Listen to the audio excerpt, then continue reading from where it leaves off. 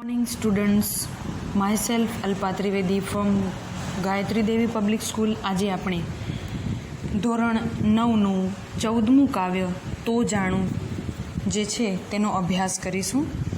આપની પાઠ્યપુસ્તકમાં 14મું કાવ્ય તો જાણું જે છે એ કૃષ્ણ અને ગોપીઓ વચ્ચેનો સંવાદ એટલે કે કૃષ્ણ લીલા વિશેનું આ કાવ્ય છે. સુંદર મજાનું કાવ્ય અને જે તમારે પાઠ્યપુસ્તકમાં પેજ નંબર 66 ઉપર આપેલું છે.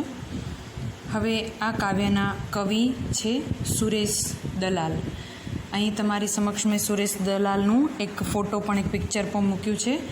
સુરેશ દલાલ જે છે એ ખૂબ જ રસપ્રદ કવિ હતા. તેમણે સુંદર મજાની કવિતાઓ પણ લખેલી છે.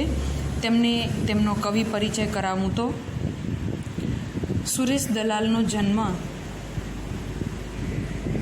11/10/1932 રોજ થયેલો હતો અને તેમનું અવસાન 10/8/2012 રોજ થયેલું છે.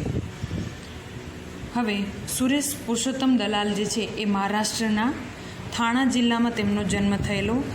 એકાંત તારીખનું ઘર, નજરું લાગી, ઇટ્ટા કિટ્ટી, ધીંગા મસ્તી, ચલક ચલાણું, ભીલું, પગની હોળી, હાથ હલેસા, ટીંગાટોળી તેમના મુખ્ય કાવ્ય સંગ્રહો છે.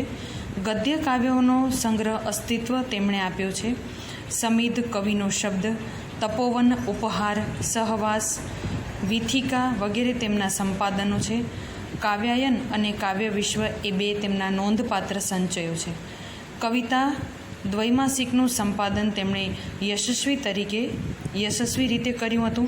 તેઓ રણજીતરામ સુવર્ણચંદ્રક અને સાહિત્ય અકાदमी દિલ્હીના પુરસ્કારથી सम्मानित થયા હતા. ये पोयम के कवि जो है सुरेश दलाल, उनका मैंने आपको कवि परिचय शॉर्ट में करवाया. उनका जन्म महाराष्ट्र के थाने में जिला में हुआ था और उन्होंने यहाँ पे जो मैंने रीड किया बहुत सारी बुक्स काव्य पोयम लिखी हुई थी और उनको दिल्ली में रणजीतराम सुवर्णचंद्रक और साहित्य अकादमी अवार्ड से भी सम्मानित किया गया था. हवे आ काव्यनो टूंकમાં परिचय कराऊँ. शॉर्ट में आपको ये पोयम के बारे में समझाती हूँ. કૃષ્ણ પ્રેમને વ્યક્ત કરતી આ રચના છે. ગોપી કૃષ્ણને પડકાર આપતા કહે છે કે તમે મારી ગાગર ઉતારો તો હું માનું કે તમે પહાડને ગોવર્ધન પર્વતને ઉચક્યો હતો. ગાગર ઉતારવાને બહાને કૃષ્ણ ગેલી ગોપી કૃષ્ણનું નૈકટ્ય ઝંખે છે.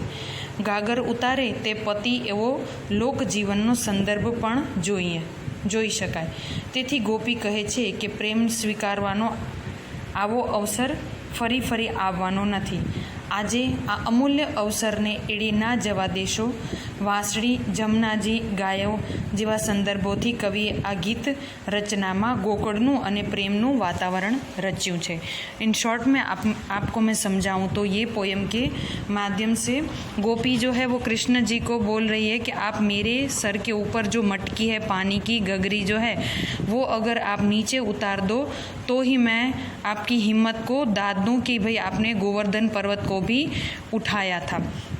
पहले के ज़माने में ये बोलते थे कि जो पति जो होता है, गोपी का पति, वही उसकी गगरी यानी कि मटकी उतारता है. तो यहाँ पे वो कृष्ण जी को अपना प्रेमी यानी कि अपना पति समझ के उनके साथ ये ज़िद करती है कि आप मेरी ये जो गागर यानी कि मटकी जो है वो नीचे उतारो तो ही मैं आपको बलवान यानी कि आपको ताकतवान समझूं. प्रेम का स्वीकार करने के बहाने के ये अवसर ढूंढ रही है. और इस पोयम में कृष्ण जी की बंसी, जमुना जी, गाय ये सब की बातों का भी वर्णन किया हुआ है. यहाँ पे मैंने आपको कवि परिचय और काव्य का शॉर्ट में परिचय करवाया. अब मैं आपको पूरा पोयम जो है वो समझाने का प्रयत्न करूँगी. आपके टेक्स्ट बुक में पेज नंबर 66 के ऊपर दिया है, मारी गागर उतारो तो जानूं कि राज तमे उचको तो पहाड़ ने. गागर यानी कि मटकी, आप मेरी सिर के ऊपर जो पानी की भरी हुई मटकी जो है वो नीचे उतारो तो मैं ही आपको बलवान यानी कि आपने गोवर्धन पर्वत को उठाया था ऐसा आपको मैं शक्तिशाली समझूंगी. गागर यानी मटकी, घड़ा. हूँ तो घेर घेर जईने वखाणूं कि राज तमे उचक्यो तो पहाड़ ने। मैं घर घर जाके आपके बहुत सारे वखाण करूँगी कि आपने पहाड़ को उठाया था। आखो दी वांसळीने हाथमां रमाड़ो कहान। पूरे दिन आखो दी वांसळीने हाथमां रमाड़ो कहान। एमां शा होय जाजा वेता। वेता यानी काम करना, भलीवार, उसको गुजराती में भलीवार कहते। आखो दी वांसळीने हाथमां रमाड़ो। तमे कृष्ण भगवान तमे जे छे आखो दिवस हाथ में वांसड़ी ने रमाड़ो छो, पूरे दिन आप बंसी बजाते रहते हो, उसमें आप कौन सा बड़ा काम कर लेते हो। कांटाड़ी केड़ी पर गागर लईने अमे आवता जताने स्मित देता। कांटाड़ी केड़ी यानी कि जिस रास्ते से हम जा रहे हैं उससे वो रास्ते पर बहुत सारे कांटे होते हैं, ऐसी केड़ी यानी कि रास्ता, ऐसे रास्ते पर जब हम जा रहे हैं तब आवता जताने स्मित देता, तब आप हमारे सामने मुस्कुराते रहते हो। हूँ तो वहती जमुना ने अहीं आणूं। हूँ तो वहती जमुना ने अहीं आणूं। मारी गागर उतारो तो जाणूं कि राज तमे उचक्यो तो पहाड़ ने। यानी कि હું અહીંયાથી જ્યારે મારી ગાગર ભરીને જાઉં છું ત્યારે તમે અમને અમારી સામે જોઈને હસો છો, સ્મિત આપો છો, પણ હું તો અહીંયાથી જે જમનાનું પાણી ધીરે ધીરે વહી જાય છે તેને જ જોઉં છું। यानी कि मैं तो यमुना नदी का बहता पानी को देखती हूँ, आप हमारे सामने हंसते हो, उसको मैं देखती हूँ, लेकिन आप अगर मेरी सर के ऊपर की मटकी जो है उसको नीचे उतारो तो ही मैं आपको बलवान ताकतवान समझूंगी। डचकारा दई दईने गायों चरावी। यानी कि जब वो गाय को चराने के लिए जाते हैं तब ऐसे आवाज़ जो करते हैं, ने छाय मही खाई लेवो पोरो। डचकारा देना यानी कि गाय को हटाने के लिए जो हम आवाज़ करते हैं उसे डचकारो कहते हैं। और छाय मही खावो तो खाई लेवो पोरो। पोरो यानी कि थोड़ा आराम करना, थाक विश्राम करना, थाक खावो, गुजराती में एने थाक खावो कहवाय, विराम करवो। तो आप गायों को चराने के लिए निकलते हो और छाछ पी के थोड़ा सा आराम भी कर लेते हो। चपटी में आऊँ तो काम करी नाखे, अहीं नानकड़ो गोकुड़नो छोरो। ऐसे आप काम एक चुटकी में कर देते हो। नानकड़ो गोकुड़नो छोरो, छोरो यानी कि गांव का एक छोरा, लड़का। फरी फरी नहीं आवे टाणू, मारी गागर उतारो तो जाणू। टाणू यानी कि टाइम, समय।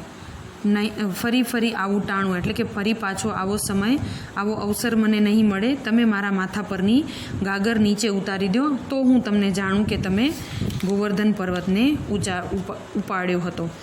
આ કાવ્યના માધ્યમથી ગોપી એવું ઝંખે છે કે કૃષ્ણ ભગવાન એમના માથા પરની મટકીને, ગાગરને નીચે ઉતારી અને પોતાનું પ્રેમ દર્શાવી શકે। અને બીજું કે મેં જેમ આગળ વાત કરી એ રીતે એ માથા પરની મટકી ઉતારે એ પોતાનો પતિ હોય, એટલે અહીંયા કૃષ્ણ ભગવાનને ગોપી પોતાનો પતિ સ્વરૂપે ઝંખે છે। उसको अपने पति के स्वरूप ने देखने के लिए ऐसी जिद करती है कि તમે મારા માથાની મટકી ઉતારો, તમે મારી ગાગર ઉતારો તો હું જાણું। આ કાવ્ય જે છે એ કૃષ્ણ અને ગોપીની પ્રેમ ભક્તિ અને સુંદર મજાની કૃષ્ણ લીલાનું એક કાવ્ય છે। મેં અહીં તમારી સમક્ષ અહીં કેટલાક ચિત્રો પણ મૂક્યા છે કે જેના દ્વારા તમે આ કાવ્યને સમજી શકશો। તો જાણું કાવ્ય એ કૃષ્ણ અને ગોપીના પ્રેમનું હાર્દ દર્શાતું કાવ્ય છે। આશા કરું છું કે તમને આ કાવ્ય સમજમાં આવી ગયું હશે। Thank you, have a nice day. હા હા હા વાતું કરે મારો દીકલો, વાતું કરે મારો દીકલો। હા હસું હસું આવે દીકરાને। બોલો ને। હા હા બોલો બોલ બોલો બોલો દીકરા, વાતું કરે મારો દીકલો। હે વાતું કરે મારો દીકલો। હા હા બારે ખાટલા ઉપર રમતિયા કરે મારો દીકલો। હે રમતિયા કરે। આ આ આ આ આ હા